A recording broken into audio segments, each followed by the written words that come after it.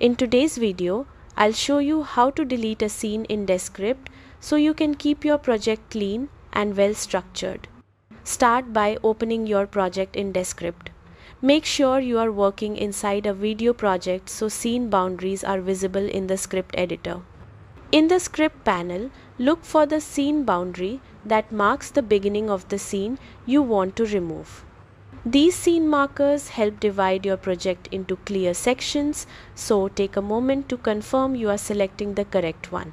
Once you've found the right scene boundary, right-click on it. A menu will appear with several options.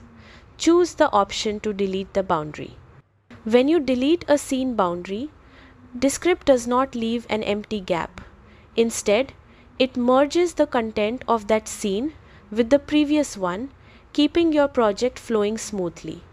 After removing the scene, play back the section to make sure the transition sounds natural and fits your overall edit. That's it. You've successfully deleted a scene in Descript and maintained a clean, continuous timeline for your project. Thanks for watching and happy editing.